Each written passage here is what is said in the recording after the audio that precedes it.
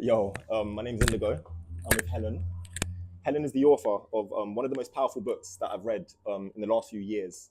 And I can't recommend enough. Anyone that's finding it hard to navigate this transformation that we're going through on the planet, this is a book that will give you direct guidance. Um, so thank you for being with me here today, Helen, in Broadstairs. We're right near the sea. Um, if you could introduce yourself and also just explain to people the process of how you came to write in this book. I brought the book through a process that's called automatic writing, and it happened for me in like a really unassuming way. I was going for a really difficult time in my life, Wow. and I was seeing a therapist helping me guide me through it. And he suggested that I do it's called like an inner child healing technique, where you write with one hand, you ask a question. So, like, how can I help what does my child in me want to express? And then you swap hands and you write with the other hand the answer. So that's how it started. I started to write with my left hand, couldn't understand it. And then I just thought, one second, I'm going to try the exercise with the same hand. And then all of a sudden, what I wrote, I was like reading it back, thinking, this is not from my Wow. from my like It wasn't little coming child. from you. Yeah, it was just coming. It sounds really out there, doesn't it? It was like I was just writing, and what was coming out was all this like wisdom about how to heal myself. Wow. And that's how it started. Okay. And then I just kept writing and writing and writing, and that was the start of connecting in with higher wisdom, basically. Okay. And allowing it to just kind of come through. I'm just a how do you call the vessel? That? Yeah, exactly. Yeah. So this book is authored by the Divine Council and Helen Jane Rose. It's interesting you put your name under that.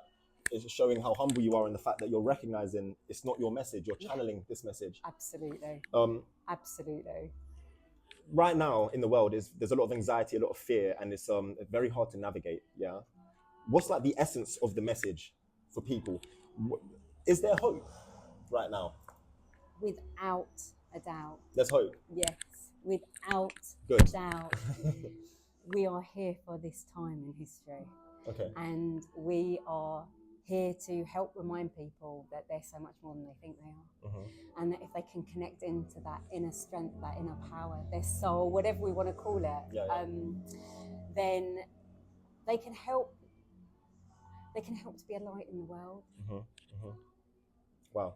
Yeah, because people can feel very insignificant, small, and like their efforts or their spirituality, there's nothing that they can do to try and change what's about to come, which is, the death of an old system and a brand new, incredible, orgasmic, amazing world that we're about to create.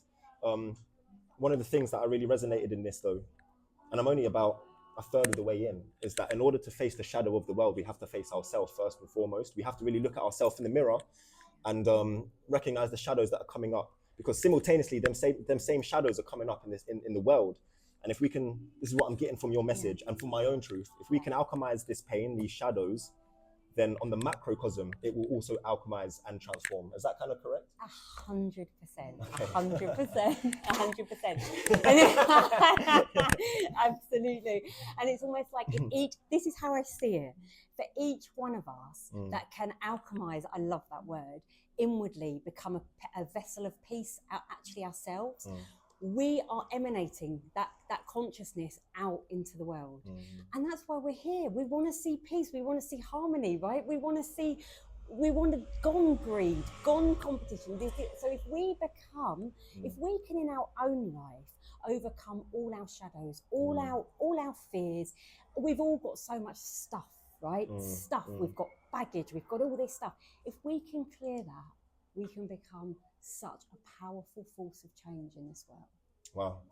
Yeah, it's so true. One of these, in the book, there's a lot of daily affirmations. Yeah. I want to read one or two of them if I can. So one of my messages is that you actually aren't who you think you are. What you are is actually an accumulation of your parents' opinions, the system's opinions, the government's opinions, your sex opinions, your race opinions. And if you can discard all of that, recognize you are the soul, and you can start acting upon the soul, that's when your true power comes. Yeah. And a daily affirmation here says, I am my soul is me. As the day goes on, I trust that this will become more and more real to me. I am my soul is me. I've been saying that for a few hours now this morning, recognizing that actually it's my soul that's leading me, it's not my mind. And then one of the other affirmations from the first chapter, okay, this is important, maybe we could discuss this afterwards. Okay. The more I make inner peace my priority, the bigger the gift I am being to the world. The more I make inner peace my priority, the bigger the gift I am being to the world.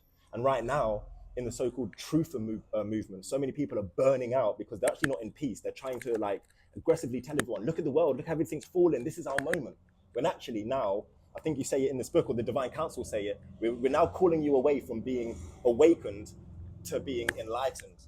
Yeah, and when you're enlightened, you recognize that the frequency, the stillness within you is so much more powerful than having a placard outside of like Downing Street, which I've done. We've been there. I've been there, you know, and it's a powerful way. But you talk about how if you're doing that, there's still duality, you know, like they're wrong and I'm right, and waking up, open up your eyes, when in fact the stillness, the Zen, is now the most powerful position to be in. And it's not a new age concept where we just like sit there passively waiting for Joshua to come and save us and stuff like that. It's actually gathering back the fragments of our soul we've given and distributed to so many people and bringing it all into ourself now. Does that resonate? Yeah, completely. Yeah, it completely does. Yeah, Mm-hmm. yeah. And then we come from a different place. We take outer action, but we're coming from a different place. Mm-hmm. We're coming from a place of creation rather than resistance in a way. Yes, yeah. So we're creating we're creating the changes that we want to see. Mm-hmm. Which we have to be above the systems. The current systems that are crumbling, they have to. Because they're all based on corruption, greed, all these different, right? And so, yeah. Yeah. Do you have a message for anyone right now that's just really finding life full of fear? What would you want to share with them? And there's a lot, so grab the book. But what's the essence of this? How do we remain hopeful? How do we feel powerful? I believe that we feel powerful by actually remembering who we are.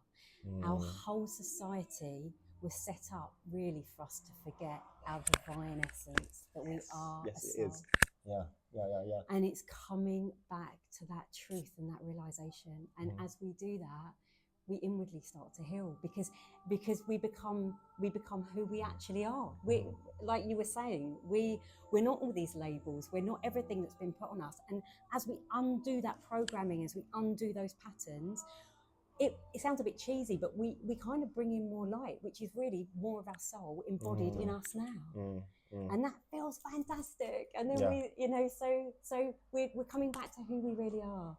And I believe that that's part of the shift that that's talked about. It's not just physically things coming down. It's almost like us coming up, if you like, and embodying who we really are. Yeah. And that might sound a bit kind of big and out, and that Well, most people don't know who they are. They've forgotten who they are. They've severed their soul connection. Yeah. They've given it to false religions, ideologies, and fear. And to step back into that now, like we were saying earlier, we create a stillness. And then that stillness will then be reflected in our external environment. Even if it's just in your own family situation, you just bring stillness to your family, which is so much more important than aggression or fear, you know? So I guess the message for me as well is you've got to try and rise above the fear. Because you aren't fear. The fear is everything outside of you. You are actually just unconditional love. Life is eternal, yeah? And it's going to be some difficult days to navigate. But remember that you're eternal. I love you, by the way. I don't think I've said that to you yet. I love you too. And beautiful Joanne, whose shop it is, she was the person that gifted me this. And I just deeply felt that these words have landed in my hands for a reason. And a third of the way through, and it's blowing me away. It's exactly the piece of guidance that we need right now for people, because there's physical warriors, there's all different kind of warriors, but people in this room, we're the spiritual ones. And we're fighting it from a different level, you know? And so, man, the Divine Council by Helen Jane Rose, The Coming Times, a pathway to inner peace. And inner peace is our biggest weapon. So, I love you. Oh, I love you. Thank you. And thank you. Wow. Thank you, beautiful King here, the cameraman.